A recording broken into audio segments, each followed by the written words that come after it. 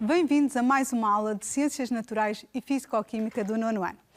Eu sou a professora Maria João Lima e vou-vos falar mais uma vez das Ciências Naturais. Hoje trago-vos como grande tema hormonas aos saltos, em que o sumário é nada mais do que oogênese, ciclo sexual feminino e regulação hormonal. Mas, como já sabem, começamos sempre a aula pela resolução do desafio, em que vos foi proposto que referissem as principais características entre os gametas. Se nos focarmos na imagem, é notório a diferença de tamanho entre a célula sexual masculina, o espermatozoide, e a célula sexual feminina, o oócito 2. Só para terem uma noção, enquanto que o espermatozoide tem cerca de poucas milésimas de milímetros, o oócito 2 tem 250 mil vezes um tamanho superior ao espermatozoide, o que justifica o grande conteúdo citoplasmático existente nos oócitos 2. Relembrar que, no caso de ocorrer fecundação, é o oócito 2 que se vai transformar e que vai formar um novo ser, o que justifica esta grande quantidade. Para além disso, verificamos ainda na imagem que os espermatozoides apresentam mobilidade visível através da cauda ou flagelo, contrariamente ao oócito 2, que são células imóveis. Agora, pormenorizando um pouco mais as características destes gametas. O espermatozoide é uma célula bastante diferenciada, constituída pela cabeça, pela peça intermédia e pela cauda ou flagelo. Como podem observar, na cabeça é visível o núcleo e o citoplasma, o qual é envolvido por uma cápsula protetora pelo acrosoma, o qual contém substâncias químicas, enzimas, que no momento da fecundação permitem que ocorra a fusão das membranas das duas células sexuais. A peça ou segmento intermédio é constituída por mitocôndrias. As mitocôndrias, se bem estão lembrados, são nada mais do que organitos celulares responsáveis pela produção da energia metabólica, o nosso ATP. E depois temos a cauda ou flagelo, responsável pela mobilidade da própria célula. Contrariamente, o oócito 2 é uma célula imóvel constituída pelo núcleo e também pelo citoplasma, notório pela sua grande quantidade, e verificamos ainda que é revestido, e vamos ver mais à frente quando falarmos do processo de formação destas células, constituído por células foliculares. Face a isto, e como vos disse, falta-nos agora compreender, conhecendo quais são os gametas e sabendo que eles intervêm no processo de fecundação, convém-nos compreender de que forma é que eles se formam e quem é que os controla.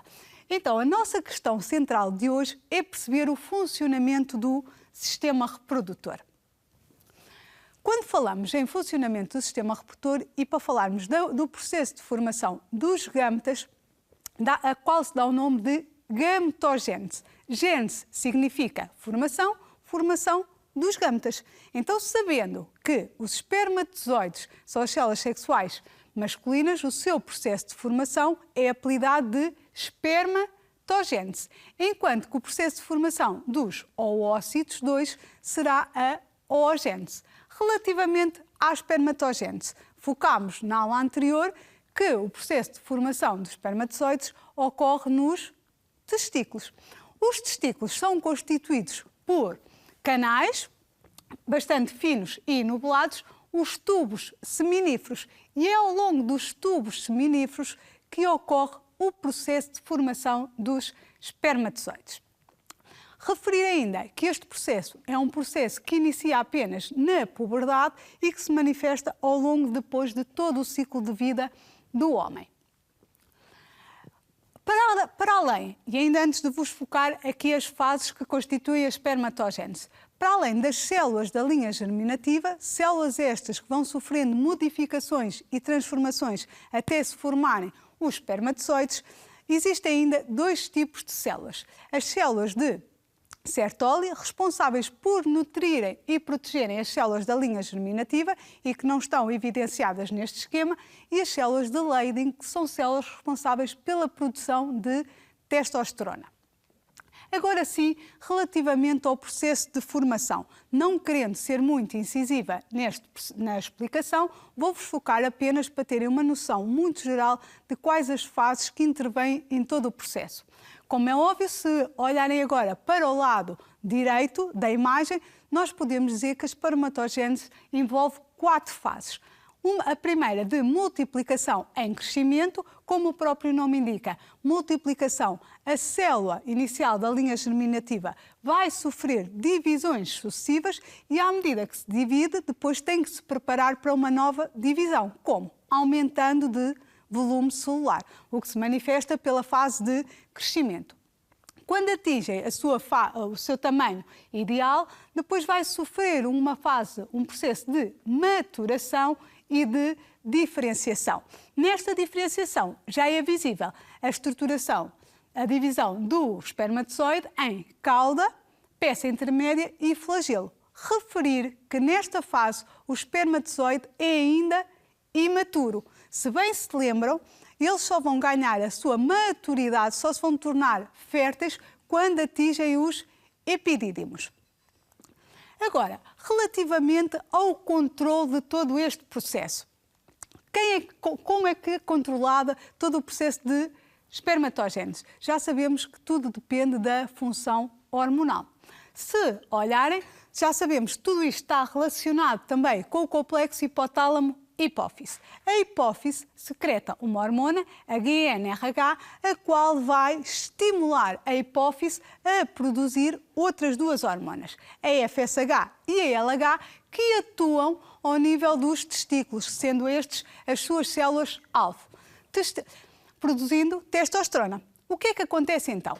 Quando a hipófise é estimulada a aumentar a produção de FSH e LH, vai estimular os testículos a aumentarem a secreção de testosterona. Aumentando a secreção de testosterona, vai aumentar a concentração de espermatozoides. Quando os níveis de testosterona no sangue estão acima da média, é estimulada uma outra hormona, a inibina, que, como o próprio nome indica, vai atuar ao nível do complexo hipotálamo-hipófise, de modo a inibir a produção de LH e FSH, as quais atuam ao nível dos testículos, reduzindo também a produção de testosterona. Mais uma vez, ao longo daquilo que já fomos verificando, assistimos a um mecanismo de feedback negativo. E este feedback aqui é bastante notório, em que verificamos que as hormonas se vão controlando umas às outras, de modo a que os níveis de concentração estejam sempre em equilíbrio no sangue. Agora, para sistematizar isto que acabei de referir. Então, acabamos de verificar que o hipotálamo estimula a hipófise. A hipófise, por sua vez, ao ser estimulada, vai aumentar a produção de LH e FSH, a qual vai estimular os testículos a produzir a testosterona, aumentando assim a sua produção. Este aumento de produção leva a uma inibição do complexo hipotálamo-hipófise, a qual vai reduzir a produção de LH e FSH e, consequentemente, inibir os testículos, que se manifestam pela diminuição ou pela redução da produção de testosterona, equilibrando-se assim, mais uma vez, os níveis de testosterona no sangue por mecanismo de feedback negativo. Relativamente à espermatogênese, já compreendemos todo o processo e o seu controle, falta-nos agora compreender o processo de oogênese. Relativamente à oogênese, o processo é um pouco mais complexo porque não é contínuo. Enquanto que a espermatogênese inicia na puberdade e manifesta-se, acompanha todo o ciclo de vida do homem, no caso da oogênese, o seu processo inicia ainda no desenvolvimento embrionário, depois interrompe e só retoma na fase da puberdade. Desta forma, nós não temos ali descrito a multiplicação, que é uma fase comum, quer à espermatogênese, quer à oogênese, porque esta fase de multiplicação decorre ainda no desenvolvimento embrionário. Ficarem só com uma noção que o sexo feminino, quando nasce, já contém todos os seus folículos ováricos produzidos, e os quais depois vão degenerando, e quando terminarem, diz que a mulher entrou na fase de menopausa, terminando assim o seu ciclo fértil. Quando entramos na fase de puberdade, esses mesmos folículos vão se desenvolvendo, vão passando por uma fase de crescimento. Sem entrar também em nomes muito específicos, e não querendo que vocês saibam quais os nomes atribuídos aos folículos, consegue-se perceber que à medida que os folículos vão crescendo, esses folículos são constituídos pelas células foliculares, nas quais se encerra a célula da linha germinativa, o nosso oócito. À medida que eles vão crescendo, nós assistimos a um aumento do tamanho do folículo e automaticamente a um aumento do número de células foliculares. Depois já vamos perceber mais à frente qual é a importância deste aumento. Quando os folículos atingem a sua maturação, e tendo em conta que estes processos já ocorrem durante a puberdade, quando atinge a maturação, o oócito 2 está totalmente formado e acaba por ser expulso através do processo de ovulação, podendo ocorrer, neste momento, a fecundação, caso exista uma relação sexual.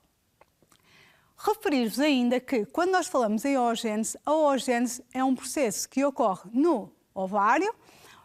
Os ovários são responsáveis pela produção de oócitos, mas também pela produção de estrogênio e progesterona, hormonas estas que atuam a nível do útero.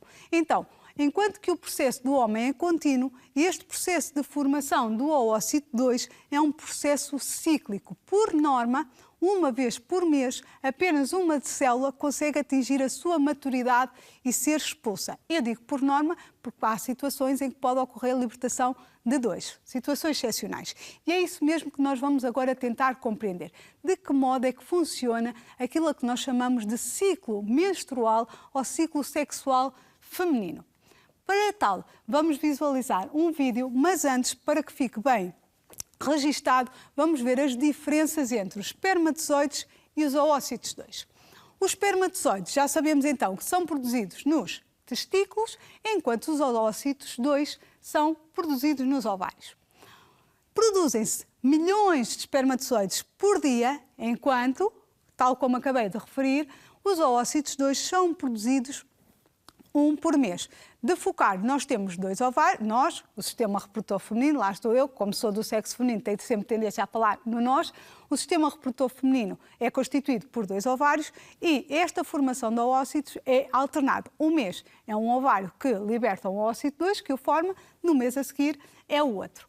O início do processo, no caso da espermatogênese, inicia na puberdade, a oogênese no desenvolvimento embrionário, interrompendo e retomando a fase de crescimento depois na puberdade. A espermatogênese é um processo ao longo da vida, a oogênese termina na menopausa, quando já não há nenhum folículo ovárico.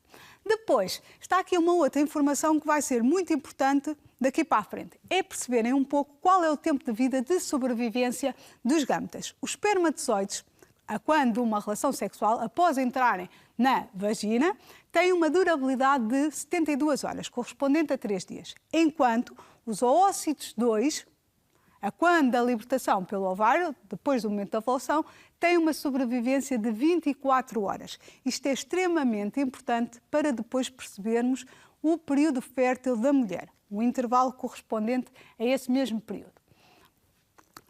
Agora, vamos só validar umas questões, de modo a perceber se a gametogênese ficou totalmente dominada. Ao processo de formação, desenvolvimento e maturação dos espermatozoides dá-se o nome de espermatogênese. Esta não causa dúvidas e é verdadeira. A oogênese é o processo de formação dos gâmetas femininos, correto, os oócitos 2, e ocorre nas trompas de falópio. Já verificámos que não é nas trompas de falópio, mas sim nos ovários. Logo, a afirmação é falsa. A espermatogênese inicia-se durante o desenvolvimento embrionário nos testículos. Ocorre sim nos testículos, mas inicia-se apenas na puberdade. Logo, é falsa. E, por último, a oogênese é um processo cíclico e ocorre até à menopausa.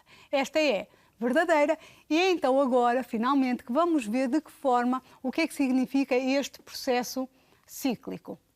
Visualizando um vídeo adaptado do TED sobre o ciclo menstrual. Pode parecer difícil de acreditar, mas neste momento há 300 mil milhões de mulheres no planeta que passam pela mesma situação: a menstruação. O ciclo que leva ao aparecimento da menstruação é uma realidade que a maior parte das mulheres experimenta durante a vida. Por que é que este ciclo é comum a todas as mulheres? O que provoca este ciclo? O período menstrual tem uma duração entre 2 a 7 dias, tendo uma periodicidade de 28 dias. O ciclo repete-se, ocorrendo cerca de 450 vezes durante a vida de uma mulher. Neste ciclo, há uma série de controles hormonais que regulam o funcionamento interno do corpo, para que a menstruação comece ou termine durante esses 28 dias. Este mecanismo interior inclui 2 ovários cheios de milhares de pequenos sacos chamados folículos. Cada folículo contém um oócito. Na puberdade, os ovários contêm mais de 400 mil oócitos, mas só libertam um por mês, que resulta numa gravidez ou numa menstruação. Como se controla este ciclo? Todos os meses, a partir da puberdade, a hipófise, situada no cérebro, produz 2 hormonas, libertando-as no sangue. A hormona que estimula o folículo, a FSH, e a hormona luteinizitante, a LH. Quando as hormonas alcançam os ovários, os oócitos começam a crescer e a amadurecer. Os folículos reagem produzindo estrogênio. Os oócitos desenvolvem-se e os níveis de estrogênio atingem o seu máximo, inibindo a produção de FSH e estimulando a hipófise a produzir LH. Este mecanismo faz com que o oócito mais maduro de um dos ovários rebente o folículo e atravesse a parede do ovário. A este processo chama-se ovulação e acontece habitualmente 10 a 16 dias antes do início da menstruação. O oócito percorre a trompa de Falópio. Só pode haver gravidez se o oócito for fecundado por um espermatozoide num prazo de 24 horas. Caso contrário, este degenera, impossibilitando a gravidez nesse mês. Entretanto, o folículo vazio, o corpo amarelo, começa a libertar progesterona, uma hormona que estimula a parede do útero a atingir o máximo de espessamento, criando condições para que se implante o ovo. Se não houver fecundação, os níveis de progesterona e de estrogênio baixam muito e o revestimento do útero começa a degenerar. Ocorre o rompimento dos vasos sanguíneos, visível pelo fluxo menstrual. A descamação da parede do útero pode durar 1 semana durante o início de um novo ciclo. Os ovários começam imediatamente a segregar estrogênio novamente e o revestimento do útero torna-se mais espesso.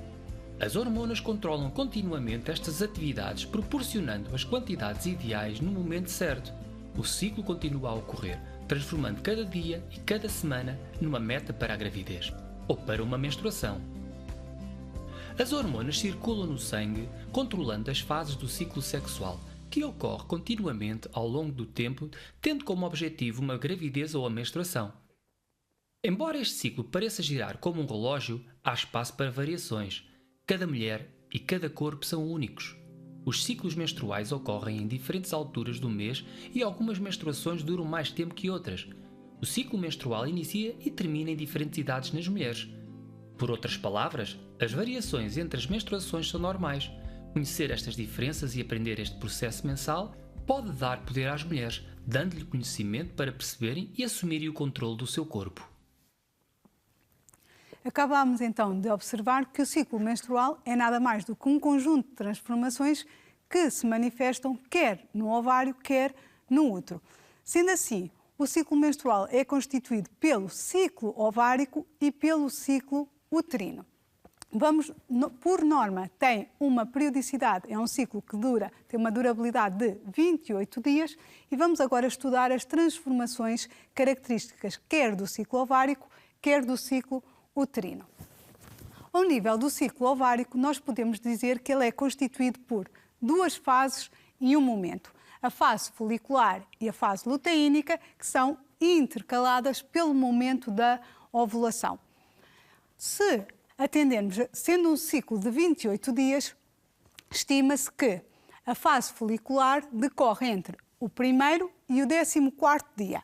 E porquê? Avançando já. Porque considera-se que a ovulação decorre sempre 14 dias antes do fim do ciclo. Estimar e relembrar e alertar, principalmente alertar, que contrariamente àquilo que alguns alunos possam pensar, isto é extremamente importante, a ovulação não decorre no meio do ciclo. Por norma, nós estimamos sempre um ciclo de 28 dias e dizendo 14 dias antes corresponde ao 14º dia, que pode levar a interpretações erróneas pensando que é ao 14º dia. Mas vamos pensar num ciclo de 30 dias. Num ciclo de 30 dias, a ovulação nunca decorre ao 15º, não decorre a meio. Decorre 14 dias antes do término, do fim do ciclo. Logo, 30 menos 14 decorrerá ao 16º dia. Isto é extremamente importante. Depois vocês vão perceber o porquê de eu estar a alertar sobre isso. Agora, focando-nos na informação que vos é dada.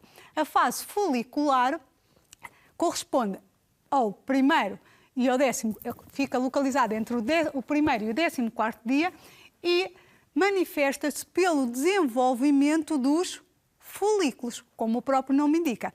E neste desenvolvimento dos folículos, nós assistimos a um aumento do número das células foliculares, células estas responsáveis por nutrirem a célula da linha germinativa, ou seja, o nosso oócito 2 que se irá formar quando o folículo estiver maturo.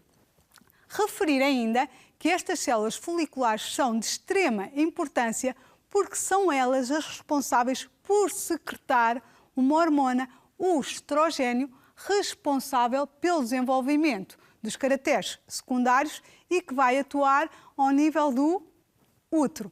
Já vamos ver como. Então, na fase folicular, o que é importante focarem? Que é uma fase em que se dá o desenvolvimento das células foliculares, as quais são responsáveis pela formação de estrogênio. A ovulação é um momento, não consideramos uma fase, é um momento em que há a expulsão do oócito 2 através do rompimento da parede do ovário e, ao ser expulso, arrasta consigo parte do conteúdo, ou seja, parte das células foliculares também são arrastadas e são removidas. Aquelas que persistem vão formar o corpo amarelo, que já corresponde à fase luteínica. A fase luteínica também pode ser designada de fase do corpo amarelo, em que se assiste a um desenvolvimento do corpo amarelo e, caso não ocorra a fecundação, acaba por degenerar. Relativamente à fase ao ciclo uterino, ele também é constituído por 3 fases: a fase menstrual, a fase proliferativa e a fase secretora.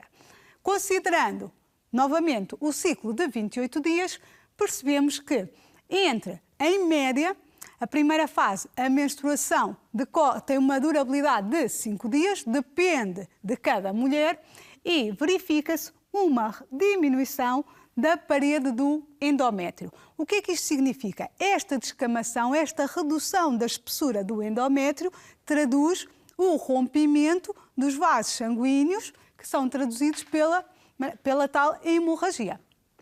Depois de ocorrer a menstruação, há necessidade de repor novamente toda a parede do endométrio.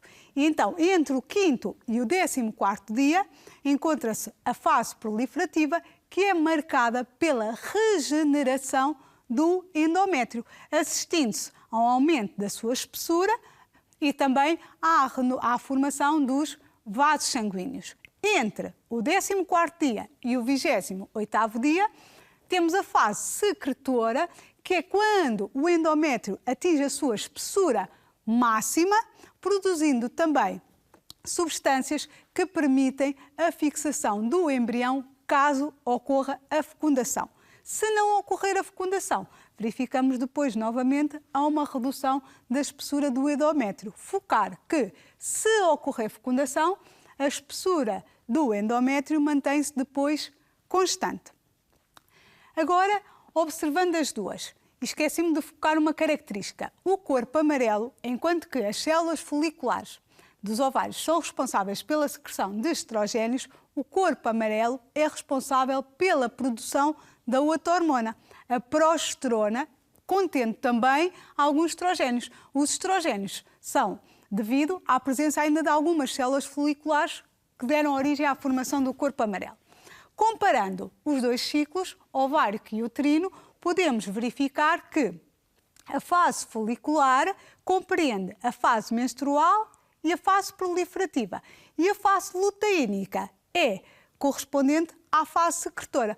O que nos vai dar, hoje não teremos tempo, mas na próxima aula vamos tentar compreender de que modo é que as hormonas ováricas influenciam o ciclo uterino e de que modo é que o ciclo ovárico é influenciado pelas hormonas hipofisárias. Então, hoje, o que é que acabamos de observar e que é importante reter para percebermos o que vamos lecionar na próxima aula? Que o ciclo ovárico é constituído pela fase folicular, marcada pelo amadurecimento do folículo, pela produção de estrogénios e, considerando um ciclo de 28 dias, tem uma duração média de 14 dias. A ovulação é um momento em que se manifesta pela libertação do oócito 2 e ocorre ao 14º dia. Já a fase luteínica é caracterizada pela formação do corpo amarelo e pela produção de progesterona e estrogénios, tendo uma duração média também ela de 14 dias. Relativamente ao ciclo uterino, na fase menstrual assiste-se ao fluxo menstrual, como o próprio nome indica, e terá uma duração média de 5 dias. A fase proliferativa é dada pela regeneração do endométrio, tendo uma duração média de 9 dias, enquanto a fase secretora diz respeito aos últimos 14 dias, onde o endométrio atinge a sua espessura máxima. Então, para finalizar, vamos resolver algumas questões para validação dos nossos conhecimentos. Quando o ovário se encontra na fase luteínica, o útero está na fase secretora. Então, se olharmos, é fácil perceber que esta afirmação é verdadeira. A próxima. Quando ocorre ovulação, o útero está na fase menstrual. A ovulação ocorre ao 14º dia, enquanto que a fase menstrual entre o 1º e o 5º dia. Logo, esta é falsa. Quando o útero está na fase secretora, ou seja, entre o 14º e o 28º dia, o ovário encontra-se na fase folicular, que corresponde aos primeiros 14 dias. Logo, esta é falsa.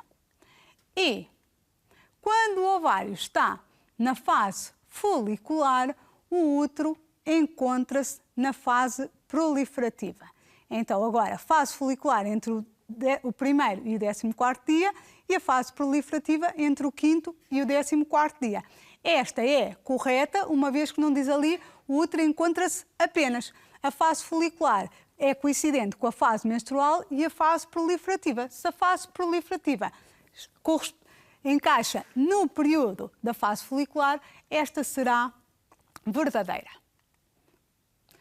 Agora, uma de correspondência. Progesterona. A progesterona, nós já sabemos que é a hormona produzida pelo corpo amarelo. Então, vamos ver onde é que ele está. Aqui está, produzida pelo corpo amarelo durante a fase luteínica. Os estrogénios. Os estrogénios são produzidos essencialmente durante a fase folicular e estão dependentes das células foliculares. Então, cá está. Agora, fase menstrual. A fase menstrual é caracterizada pela existência de uma hemorragia devido à descamação da parede do endométrio face ao rompimento dos vasos sanguíneos. Fase luteínica, ou também designada de fase do corpo amarelo. Então, esta está ali, o corpo amarelo regride e as hormonas ováricas diminuem. E, por último, a fase proliferativa diz respeito à reparação do endométrio. Finalizamos assim a aula, mas agora vamos colocar-vos o desafio da próxima semana. E queremos que vocês calculem o período fértil de uma mulher atendendo a um ciclo menstrual não de 28 dias, como focámos nesta explicação, mas sim de 30 dias, com início, para facilitar as contas, com início a 1 de maio.